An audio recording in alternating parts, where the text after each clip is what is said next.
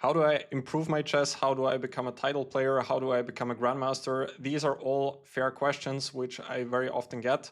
So I thought, why not make a video about it? What are the resources that have helped me to improve to my current level? And what are the resources that I'm still currently using to this day? I'm now at my peak at a FIDE rating of 2548. Yeah, in this video, I just want to show you what has helped me along this way. Obviously, it's not only resources and different training tools, but also the people around me, the Austrian Federation, the Austrian Chess Federation, which has supported me along the way very well, and my family and many friends and so on. So that, of course, is out of the question. That is quite clear. But some of the resources which maybe you have not heard of or have not thought of yet, which have helped me along the way. So this is what we are going to talk about. Firstly, a thing which is actually not really, I mean, people nowadays are saying it's not necessary to do so, but simply reading chess books. And I can, if you guys want to, make more separate videos on this topic, but I just randomly picked a couple of books from my bookshelf, which I thought I should mention, which are really good. Obviously, the whole series by Artur Yusupov is something I've mentioned very often that has helped me to increase my rating to around the FIDE master level. But now I want to show you a couple of more books. Generally, the resources I'm about to show you are already for a very advanced level. So I would say if you are above 2000 rating, maybe even a bit more than that, I'll be a bit more specific on the books I'm about to show you. And after that, I also want to show you a couple of different digital tools which you can use to improve your chess. Now, firstly, one thing which I've started doing already for quite a long time are chess magazines. So the most famous ones, I guess you can see it, is New in Chess. This is the latest edition, I think, about the candidates tournament.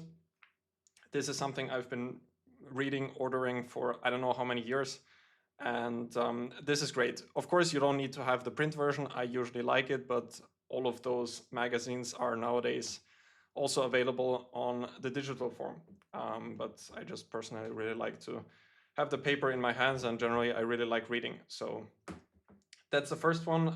You have game collections there, annotations by super grandmasters, studies and chess problems, whatever, all of that, different interesting articles about everything connected to chess. The second thing which I want to show you is for my German audience. This is one chess magazine which honestly I have not really heard of much myself until recently. They have approached me. Rochade Chess magazine. It's in German, obviously, so if any of you guys are interested in that, I'll speak a bit more about that later on because they also have a digital version. But I really grew to enjoy their magazine, and they were so kind to always send them to me from now on, which I really appreciate. And I use a lot of the stuff which is in there also for myself for training. But I will show you a bit about that later. Now, about some of the books which I picked here. In general, you should try to have your training regimen, to do all sorts of different things. It doesn't make sense only to study the opening. It doesn't make sense only to study the endgame. So you need to be a bit practical with all of that. And so I picked a few books which hopefully combine everything quite well and can help you make yourself a well-rounded player. So of course, solving exercises is non-negotiable. We all need to do that to improve at chess. So one thing which everyone should do is solving endgame studies. And this one, Studies for Practical Players, I think I got this one like 4 years ago or so by Pervakov and Mark Dvoretsky, who unfortunately passed away a couple of years ago, is a good one, but there are many ones out there. For example, Jan Timman also wrote quite a lot of them. These are, of course, very difficult. So if you're more of a beginner, amateur player, this is probably not so suitable for you. At least it's probably not going to be so much fun to go through them and not going to be able to solve many of them.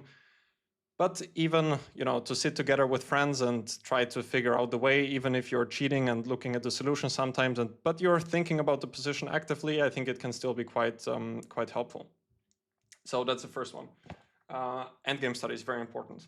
Secondly, one thing, okay, I didn't really have them in order now, so this is just randomly the next one which I've picked up. Matthew Sadler and Natasha Regan. This is the German copy, but you have the English one as well. This is about AlphaZero. I think it's important to have a bit of background knowledge about how chess engines work and also to be able to learn from them. Of course, you should not blindly trust chess engine nowadays. Need to try to understand what they're actually trying to tell us. This is one book which has helped me quite a lot to figure that out. Also, Magnus Carlsen has been on record many times who said that he was very impressed by the games of AlphaZero against Stockfish, the match which they played in 2018. And Sadler also does a great job to try to compare that to practical chess as well. So as far as I remember, he also shows some older games or practical games and try to show us the similarities and the differences to engine chess and human chess. The second one, or third one actually, which I've also talked about many times, is Chess Structures by Mauricio Flores Rios. One of the best chess books I have ever read, and I think it's a must read if you're really trying to level up your chess. Basically what he's doing here, when I first read it, it was a very much revolutionary approach, just to show us all of the most common pawn structures. So you have the separate chapters about the French structure, about the Kingsinian structure, about different Sicilian structures, about the Marazzi structure, and all of those things which you need to be a well-rounded player. So in my opinion, it doesn't really make sense just to study the opening structures which you can get out of your repertoire, because very often you're not going to find yourself in this structure which usually you would like to get. So therefore, it makes a lot of sense to study this book. By the way, Flores also just recently brought out a new book about chess imbalances. I already ordered that one. I have it here, but I didn't have the time yet to read it. But I'm sure it is also very much recommendable, because he also said that he spent like 10 years to bring out that book. So I'm sure it's going to be excellent. Next up, this was just a random one, but I really liked it as well. Mark Dvoretsky, an author and a coach who everyone who is serious about their chess needs to study. This was one specifically which I really liked a lot, Maneuvering the Art of Piece Play, but he has many of them. Usually I have like a book series in German. They're like number 1, 2, 3, 4, all the way to 8 with different topics. You have prophylactic play, you have positional play, all of that. But I really like his way of explaining things and also the exercises which he gives. This one I can really recommend to all of you. It's just, as the title says, Maneuvering the Art of Piece Play. So kind of understanding better where your pieces should be. And there are some really nice maneuvers in this book which are worth checking out and knowing. Boris Gelfand, a player and an author, which I'm saying this already for I don't know how many times, but a player and an author who everyone needs to know really well. Honestly, this one is by far my favorite book of Gelfand, the first one, Positional Decision Making. What I really like about this book as well is that he shows a lot of classical games, mostly from what is the name of his favorite player? Oh God, this is embarrassing. How can I forget? It's Rubinstein, of course. Rubinstein, who was or is one of Gelfand's favorite players. He shows a lot of games from him. If some of you don't know Rubinstein, he was a player from the 20th century. He was not a world champion, but one of the by far the strongest players in the world during his time. It's a great introduction, I would say, to positional play. I first read this book already many years ago. It could have been in 2016 or something like that, when I was still by far not as strong as a player as I am today. And even back then, it was very comprehensive, so it was not too difficult. What I have to say honestly is about Gelfand's other books is that they are way more difficult. Like especially with the dynamic piece play, I think it's called like that. The dynamic book was really difficult, and therefore for me personally, it was not as enjoyable to go through as this one. On the other hand, there was also the book of him about heavy piece endgames, which was also extremely useful. So those two books are my favorite ones, but positional play by far is the one which I like the most. Yeah, this one I got next. This one is I recently started reading it and solving a couple of puzzles from there. I don't see a lot of books about chess strategy puzzles. I mean, many of them, like the positional play, which I've just shown you, it's kind of similar, but this is a really nice collection of strategy puzzles. So you see, I hope that you see like, okay, these are some explanations, but you really have a lot of exercises in there aiming to train your strategy, which I thought was also worth pointing out. I don't think that this book is so well known. So if you want to look for some positional or strategy puzzles, I think this is something which also can be useful. Finally, no, I've got two more, then we'll head to the other things. I really should start making some book reviews in case you haven't noticed yet. I really like to read, and I don't know how many books, especially chess books I have. If you're interested, I will try to count all of them and let you know.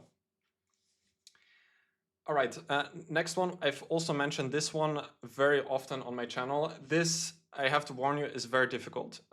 It's another book by Michal Konopka, who is a famous coach in the Czech Republic. He trained with David Navarra, with Finek, who is now the very promising youngster in the Czech Republic. I think also Nguyen Taidevan, who is another 2650 Czech player, and many of the other most strongest Czech players. He himself is an international master, and he's also playing for my club in the Czech team championship. So spoken to him and already said to him many times that I really like his book.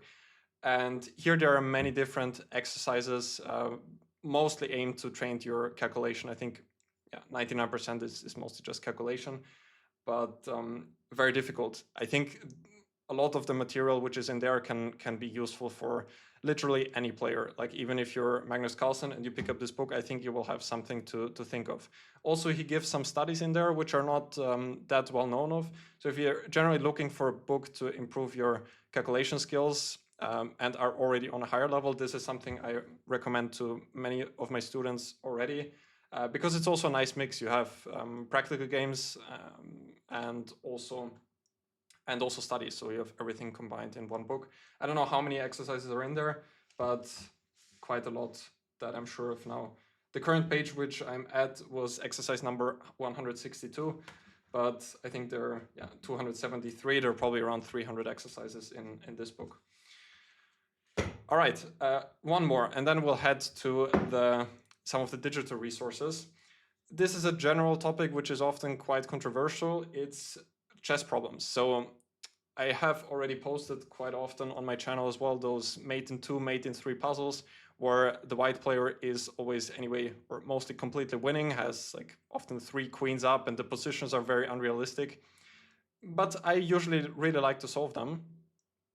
So the whole goal is to find mate in 2, mate in 3, or mate in 4, but there is only one solution to actually achieve this mate in 2, which makes it more difficult. Usually the solutions in there, similar to endgame studies, are also very aesthetically pleasing, which, at least for me personally, also kind of plays a role. If the solution is nice, then you kind of keep this motivation to keep going, solve the next exercise, because you just feel good about yourself to find such a beautiful solution. Even though it was mostly the composer's job which he did, but still, you know what I'm saying here. Many players say that, and even very strong players say that it's not really the best way of training, just because it's not really that practical. I tend to disagree. Of course, not the majority of training should be solving those chess problems, but you can make it like some 2, 3, 5% of your chess training, maybe also less than that, maybe more than that, but it shouldn't be too much, of course. And it's just nice to have some alternative to the usual stuff which you're solving, and this is something very different. Again, people are not fully in line with this topic, but for example, I can tell you that I heard that Shakhriyar Mamedyarov, one of the a very strong player above 2800 at one point, played in the candidates very often, was solving, I think for the candidates tournament as a preparation, he was solving those every day, like 30, 40, 50, those mate in 2s, just to get his calculation, also his creativity up. So those are the things which can also help with that. All right, those are just a handful of books which I've now picked up. Again, as I said before, if you want some more detailed recommendations or some book reviews, let me know in the comment section down below. Also, tell me if I missed any I definitely missed some books which I should have mentioned, but if you have any which you think are a must read for any chess improver, also tell us that in the comments. All right, so some of the digital resources. Of course, I'm not only reading chess books to improve, but also a lot of the work is now happening digitally. So that means on, yeah, just on the computer, on the phone even, and all of that stuff. So first of all, Lichess, I don't think it needs to be mentioned. You can follow the games here. You can play online. Of course, playing online is another topic which can also be discussed in depth, but I'm not going to focus on that in this video. But simply the one aspect which I'm going more in depth in this video is following games. And with Lichess, that's, I think, one of the best ways to do so. Personally, I don't use chess.com that much. I just think that the whole user experience on Lichess, for me personally, it was always a bit more pleasant. But on Lichess, like, I like everything. I like to play. I like to especially follow tournament broadcasts, which I have to say Lichess is one of the best with that. The whole format and everything, you can analyze the games. You can easily, if you, okay, I just went to some game, but you can easily export it here, copy PGN, and then you can just insert it into ChessBase and save it there. Which brings me to the next thing. It doesn't really need to be mentioned, but ChessBase, of course, there are quite a few alternatives, which I'm also going to talk about in this video a bit more. But I think if you're really serious about your chess, you have to have ChessBase at some point. It's very easy to, well, you could also say the same about other platforms. It's easy to share the games. Yeah, that can also be done on other sites, but simply all of the different functions which you have, for example, the online database, which now also other platforms are implementing, but remote engines, which are not always, there's only one exception, which I'll get to later, or at least only one exception which I know of, which also offers that. But the whole remote engine, so the cloud engine function is great. And this is really important for most ambitious player if they want to analyze their openings in depth. But like many other options, of course, also can be used from other softwares. But yeah, to me, ChessBase is kind of non-negotiable to have, and I would also recommend it to everyone who is really serious about the chess. One thing, for example, which I don't find on any other softwares / websites is the correspondence database, which I can easily install here, and this is something I very regularly use when analyzing openings. So yeah, you can just download it on the ICCF site. I actually could have talked about that as well, but I think I talked about it in another video as well. Just the International Correspondence Chess Federation website. You can download the archives there and then make this reference database. And of course, also for storing the files. I'm not going to show you all of my files now, not to reveal too much before my match, but storing the whole files is quite convenient here as well. Mostly more convenient than what I've seen elsewhere. Okay, so let's move on. Firstly, just to finish the whole book and magazine topic, New in Chess I already talked about. They also have the website, and you can also order books through them, as far as I'm aware, even though I never did that. And you can always see which books are coming out or have just come out. When I was a bit younger, I was always checking that and got a lot of them immediately. Now I just regularly check in, and the ones which really stand out to me, I usually get them. And you can also, I don't have the digital one. Probably I could even somehow make it work. Usually if you have the print version, you can also have the digital one, but I'm not so sure about that. Usually I just read it on paper. Yeah, the Rochade Chess magazine, which I've talked about before. Of course, this is only for my German friends. If you want to support me, I'll put a link in the description down below where you can get that, where I could get a small commission from that. And you can check that out. What I really like about them, they also sent me the print version, of course, but this is something I really wanted to show you because I haven't really seen it as nicely in other magazines. Of course, you also have the articles about many different things here. This is now the digital version, obviously, showing all of the different important games from recent tournaments, like, for example, about the candidates or European Championship. This one was about.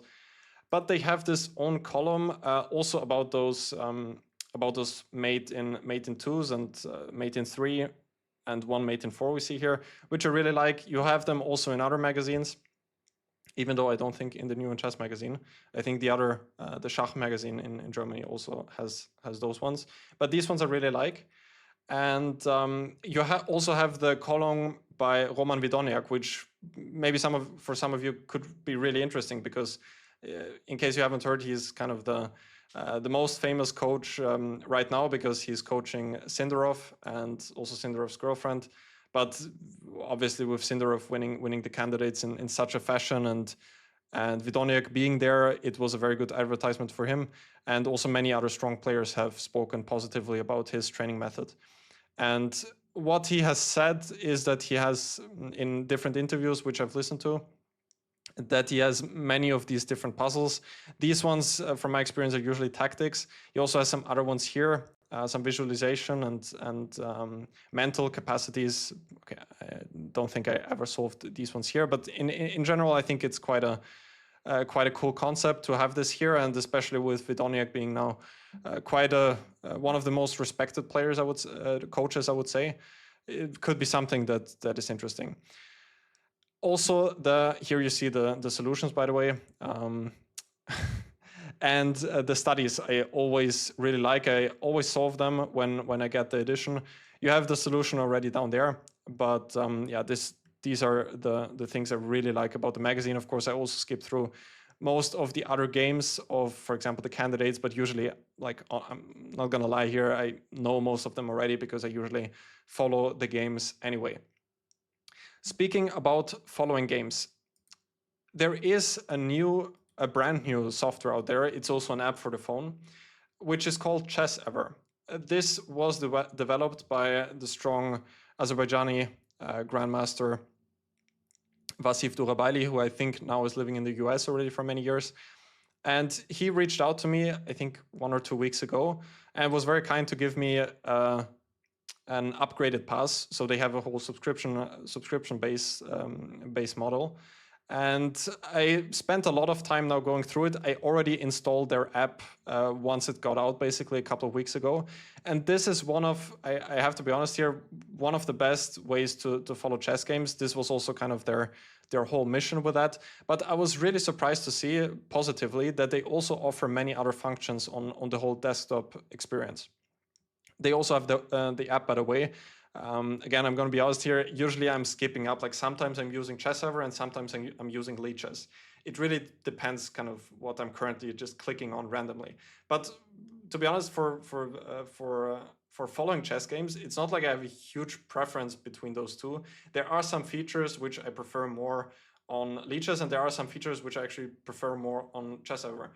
One of those features, which I personally really like, is the following the countryman. This is just one thing which I've already encountered a couple of times. Somehow I always change to Austria, but then it changes back to the United States. I'll tell that to Vasif. But he also told me that I can just say that, and they are very quick to solving all of these things. But this one I really like. I can just select any country which I want, and then it shows me all of the current live games which are played by Austrians. This, I think, is a pretty cool feature. Maybe you're not gonna care about it as much as I do, but I think it's really cool.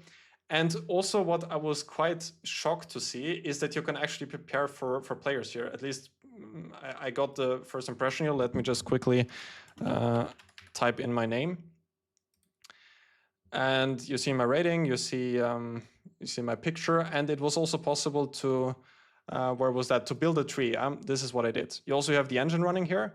And now it still shows both of my games. I already looked at this one, and then you can select white or black. So now you can see all of my white games. And this is something you will now easily get just from the subscription which they have. I guess that this is a paid feature.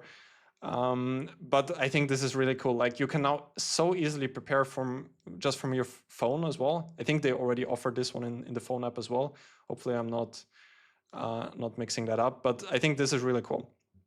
One thing which I think could be, at least for me personally, would be a next upgrade, would be maybe to introduce the correspondence database in here. I don't know how much effort that would be. And to be quite honest, I'm not sure how many people actually would use that. But for me, it would be a nice addition. But again, I guess I'm one of the only people to say that. Yeah, I don't think that there is a remote engine option here just yet. Maybe they can or are thinking to introduce that in the future as well. But usually, I mean, this evaluation, at least for following games, should be absolutely more than enough. Yeah, those are the first two really cool features which I checked here, and they have this Twig database. So this is the week in chess database, which usually players are often going to the week in chess and then downloading every week the new archive, which yeah, many people are doing. I'm honestly, it's quite shocking, but usually I just forget and then it just piles up, and at some point I'm just too lazy to update it again. Maybe then in the next year, once the next mega database comes out, then I'm doing it, and then after a couple of months, usually I forget again, and yeah, that's the story of that. So this ChessEver platform does that for yourself, and as far as I can see, all of the games are actually here. So this is something really cool which I wanted to show you. And yeah, thanks again to Vasiv, in case he's seeing that, for giving me the free version, the paid version for free. Really appreciate that, and I love the app and the desktop experience so far. Finally, I think this is the last one which I want to show you. A friend of mine actually developed this. It's called chess.ceo, and this one, I don't think it has so much recognition yet as ChessEver. Obviously, with Dvoretsky promoting his own stuff, many people, he's quite well known, and many people are going to follow that. But this one I also quite like very much, and it also has a couple of features which I don't think are on other platforms. It's called chess.ceo. I've just opened the player base. It is kind of like ChessBase, I would even argue to say. They are also on a subscription-based program. How much do we pay here? €12.99 per month, and then you get everything. There is also quite a lot included with the free version, but yeah, that's how much it costs here. And how I actually prepared also many of my students recently was just to use this player base here, because what they do, and I think also what ChessEver is doing, is to immediately update the whole player base. So what I did now, okay, I just checked my name. It also, by the way, shows always the live rating. That's another cool thing, which I guess also ChessEver is doing, but I'm not 100% sure there. It also shows connected all of the online accounts. Of course, provided that it's a public account. Of course, it's not going to know some anonymous accounts. But this one is really cool. For some reason, it also shows my Wikipedia website, but that's not as important now. Yeah, so that is pretty cool. Let's go to games and prepare, and I can exclude also the online games. These are some features which again I think are really cool, or just say classical, and then it just shows the classical games. Let's just go on my black games, prepare, and then you see everything here. It is also possible to copy the PGNs and then again put it into, for example, ChessBase or some other software, and that is basically it. And it shows me it updates the whole database instantly, as I said before. Now, what is actually possible here? I did not try the feature out just yet, but they do have a remote engine feature as well.